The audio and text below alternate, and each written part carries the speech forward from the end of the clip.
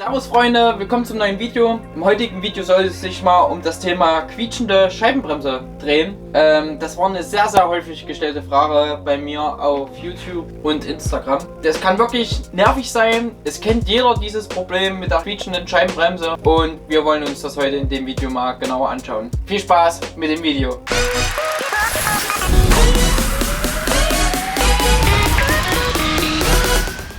Das Thema quietschende Scheibenbremse beschäftigt jeden von uns. Meist liegt es daran, dass zwischen den Belegen oder der Scheibe irgendwas nicht stimmt. Das Quietschen der Bremse kann verschiedene Gründe haben. Entweder ist der Bremssattel nicht richtig ausgerichtet. Wie er das macht, habe ich euch schon mal in einem Video gezeigt. Falls ihr dann immer noch das Quietschen habt, gehen wir jetzt die Schritte weiter. Es kann natürlich auch von den Herstellern ein Problem vorliegen. Ich weiß, dass das bei Formula früher so war. Ich weiß nicht, ob es heute noch so ist, dass die bei Nesse wirklich Probleme hatten, dass die Bremse immer gequietscht hat. Ich weiß es nicht, ihr könnt ja gerne mal in die Kommentare schreiben, ob sich das jetzt geändert hat, falls einer von euch Formula fährt.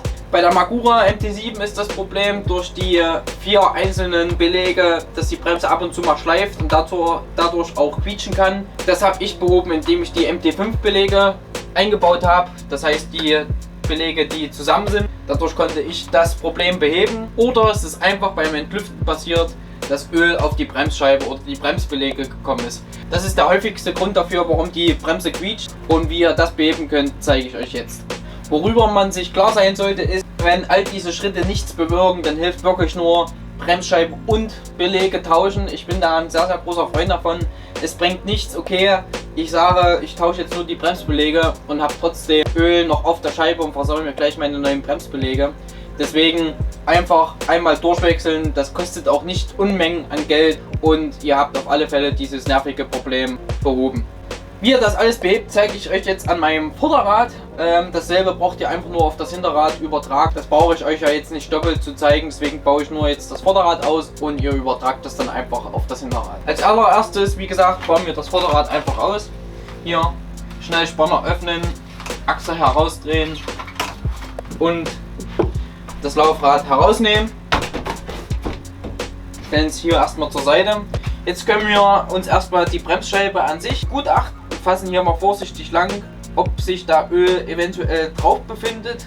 Könnt ihr gleich kontrollieren, ob die schon mal geglüht hat oder sonstiges. Falls Öl auf der Bremsscheibe drauf ist, gibt es verschiedene Möglichkeiten, das Öl auf der Scheibe zu entfernen. Es gibt einige Methoden mit Schleifpapier, dass man die Bremsscheibe abschleift oder mit Bremsenreiniger oder sogar abbrennt. Also mit einem Bunsenbrenner über die Bremsscheibe geht und versucht, das Öl damit runterzunehmen. Ich bin die ganzen Jahre sehr gut damit gefahren, das Ganze einfach mit Bremsenreiniger zu machen. Das ist ganz normaler aus dem Billigbaumarkt. Den bekommt ihr überall her. Ich sprühe mir einfach das Tuch ein. Manche sprühen auch die Bremsscheibe einfach ein. Achtet dabei drauf, dass ihr eure Kassette, falls ihr das Hinterrad jetzt habt, nicht damit einsprüht und das Öl auf der Kassette entfernt. Einfach hier auf das Tuch schöner einsprühen und die Bremsscheibe schöne damit abwischen. Hier so schöne hin und her rubbeln. So wegziehen, dass ja auch alle Seiten von vorne und hinten ist wirklich ganz wichtig. Das Öl, falls flächig drauf ist, schöne entfernt. Jetzt sollte, falls ihr Öl drauf gehabt habt, das Öl von der Bremsscheibe weg sein.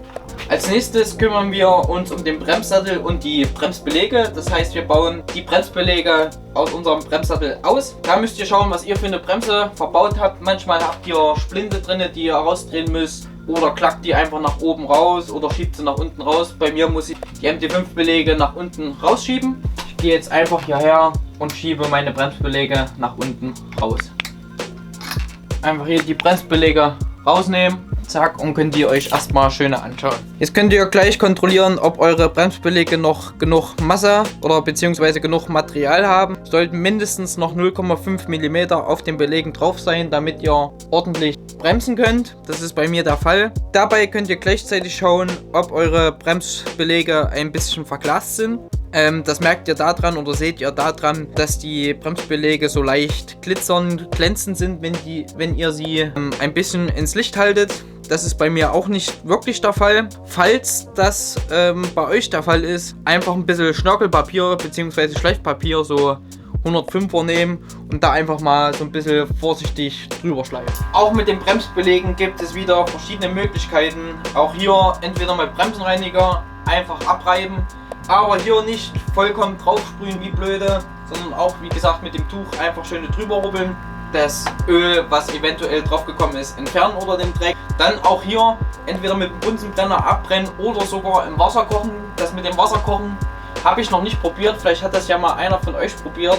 Schreibt es doch gerne mal eure Erfahrungen in die Kommentare. Würde mich mega interessieren. Oder auch wieder, wie vorhin schon gesagt, mit Schleifpapier. Nehmt einfach ein bisschen Schleifpapier, was ihr gerade zur Hand habt und rubbelt vorsichtig drüber, um das überschüssige Öl bzw. das, was eventuell verglast ist, die Schicht einfach mal ein bisschen entfernen. Einfach hier das Schleifpapier nehmen und ein bisschen schön drüber rubbeln. Ihr seht, da kommt schon ganz schön Dreck runter und die Bremsbeläge sehen einfach besser aus. Falls ihr aber den Bremsbelag schon anseht, dass das sich voll mit Öl oder irgendwelchen Dreck vollgezogen hat, empfehle ich euch einfach, eure Bremsbeläge zu wechseln. Das bringt überhaupt nichts, die auszukochen oder mit Schleifpapier oder Bremsenreiniger zu reinigen. Das ist meine Meinung, vielleicht habt ihr andere Erfahrungen damit schon mal gemacht. Ich würde meine dann definitiv einfach tauschen. Als nächstes kümmern wir uns um den Bremssattel. Dort kann es nämlich auch sein, dass sich ein wenig Öl oder sonstiges gesammelt hat. Es kann auch daran liegen, dass die Kolben, die auf die Bremsbeläge drücken, ein bisschen quietschen. Das kann natürlich auch sein. Da einfach auch den Bremssattel im Inneren mit Bremsenreiniger reinigen und ein bisschen ganz wenig Mineralöl in die Kolben drücken. Also ihr drückt die Kolben quasi heraus. Das macht ihr im ausgebauten Zustand, also Felge ausgebaut und Bremsbeläge rausgebaut. Dabei zieht ihr dann die Bremse, dass die Kolben herausrutschen. Dann die Fläche dort schön saubern und ein wenig Mineralöl drauf und die Kolben dann einfach wieder mit einem Flachschraubendreher oder mit einem Tool, was direkt für eure Bremse ist, wieder zurückdrücken.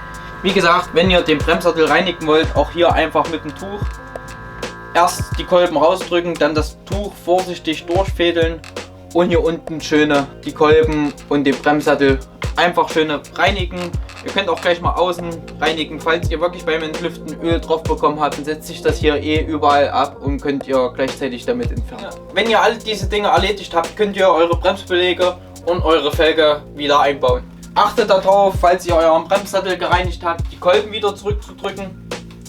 Einfach mit einem Tool oder einem Schlitzschraubendreher die Kolben wieder zurückdrücken.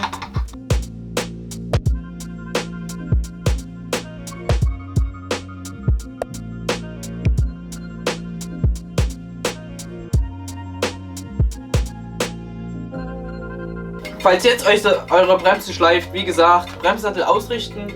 Der Link dazu ist unten in der Videobeschreibung. Und auch das kann ein riesiger Grund dazu sein, dass eure Bremse quietscht bzw. schleift. Das war's mit dem heutigen Video. Falls dir das Video gefallen hat, lasst doch gerne ein Like und ein Abo da. Ich würde mich mega drüber freuen. Vielen Dank fürs Zuschauen und wir sehen uns im nächsten Video. Haut rein!